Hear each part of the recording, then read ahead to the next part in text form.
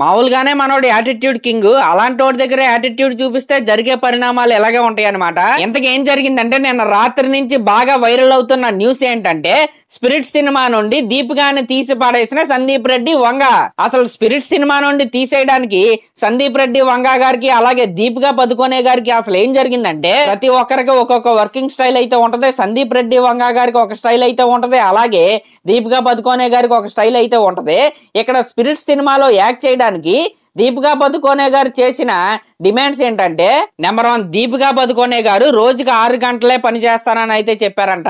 కానీ సందీప్ రెడ్డి వంగ గారు 8 అవర్స్ అయితే వర్క్ చేయాలని అయితే చెప్పారంట. ఇంకా షూటింగ్ జరుగుతున్నప్పుడు తెలుగులో డైలాగ్స్ చెప్పడానికి ఆవిడైతే ఒప్పుకోలేదంట. ఇక్కడ ఎంత హిందీ యాక్ట్రెస్ అయినప్పటికీ కూడా తెలుగు సినిమా షూటింగ్ జరుగుతున్నప్పుడు కనీసం లిప్ సింక్ అయినా తెలుగులో అయితే ఇవ్వాలన్నమాట.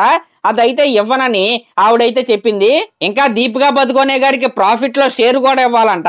ఆ షేర్ తో పాటు రెమ్యునరేషన్ కూడా భారీ మొత్తంలో అయితే ఇవ్వాలంట. ఈ కళ్ళు చెదిరిపోయే డిమాండ్స్ విన్న తర్వాత సందీప్ రెడ్డి వంగ గారు అయితే వేరే హీరోయిన్ అయితే చూసుకోవడం అయితే మొదలు పెట్టారంట.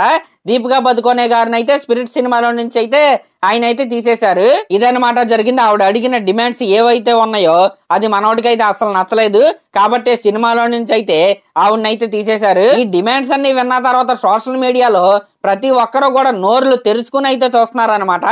ఎందుకంటే ఈ డిమాండ్స్ అన్ని మీరు చూసుకుంటే ఒక స్టార్ హీరో కూడా ఇన్నైతే డిమాండ్ చేయడు. ఈ విధంగా దీపికా పదుకొనే గారిపై కామెంట్స్ అయితే వస్తాయి అనమాట. అఫ్ కోర్స్ ఆవిడ డిమాండ్స్ ఏంటో ఆవిడైతే చెప్పింది. ఆ డిమాండ్స్ నచ్చితే మనం అయితే సినిమా చేస్తాం, లేకపోతే లేదనమాట. ఈ విషయంలో మాత్రం నాకైతే దీపికా పదుకొనే గారి తప్పు కనపడలేదు, అలాగే సందీప్ రెడ్డి వంగ గారి తప్పు కూడా కనపడలేదు. ఇంక ఇదంతా పక్కన పెడితే పొద్దున్నుంచి దీపికా పదుకొనే గారిపై సింపతి ట్వీట్స్ అయితే వస్తాయి అనమాట. ఆ సింపతి ట్వీట్స్ చూస్తుంటే ప్రతి ఒక్కరికి కూడా పిఆర్ టీమ్ ఏమైనా యాక్టివ్ అయిందా అనే డౌట్ అయితే ప్రతి ఒక్కరికి వస్తుంది. దీపికా పదుకొనే గారు ఒక చిన్న పాపకైతే తల్లి కాబట్టి ఆవిడ 8 అవర్స్ అయితే వర్క్ చేయకుండా 6 అవర్స్ వర్క్ చేస్తా అంటున్నారు. ఎందుకంటే త్వరగా షూటింగ్ అయిపోతే ఇంటికెళ్ళి తన పాపతో ఆడుకోవాలని, ఆ పాపని దగ్గరుండి చూసుకోవాలని దీపికా పదుకొనే గారు అలాంటి డిమాండ్స్ అయితే చేశారు. కాబట్టి దాంట్లో ఎటువంటి తప్పు అయితే లేదని పొద్దున్నుంచి సింపతి ట్వీట్స్ అయితే వస్తున్నాయి. ఇంకా కల్కి సినిమా టైంలో ఆవిడ ప్రెగ్నెంట్ గా ఉన్నప్పుడు కూడా ప్రమోషన్స్ లో ఆవిడైతే పాల్గొన్నారు. కాబట్టి దీపికా పదుకొనే గారు అలాంటి డిమాండ్స్ అయితే చేసి ఉండరు.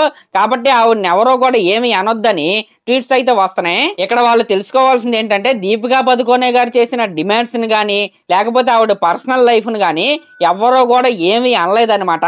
ఆవిడ కొన్ని డిమాండ్స్ అయితే ముందైతే పెట్టారు. అది నచ్చితే డైరెక్టర్ సినిమా చేస్తాడు, లేకపోతే లేదనమాట. దీంట్లో ఎవరికి ఎటువంటి ప్రాబ్లం అయితే లేదు. కాబట్టి ఇలాంటి ట్వీట్స్ వేయటం వల్ల ఎటువంటి ఉపయోగం అయితే లేదు. ఇంక ఇది పక్కన పెడితే స్పిరిట్ సినిమా అవకాశాన్ని పోగొట్టుకున్న దీపికా పదుకొనే గారికి AA22 రూపంలో మరొక అద్భుతమైన అవకాశం అయితే వచ్చింది. ఇంకా మనం దాని గురించి రేపైతే ఒక వీడియోలో క్లారిటీగా అయితే మాట్లాడుకుందాం. సరే మరి క్లాస్ లో మరి దీనిపై మీరేమనుకుంటున్నారో కామెంట్ చేయండి. అలాగే ఇలాంటి లేటెస్ట్ సినిమా న్యూస్ మీకు ఇంకా కావాలంటే మన ఛానల్ అయితే సబ్స్క్రైబ్ చేసుకోండి.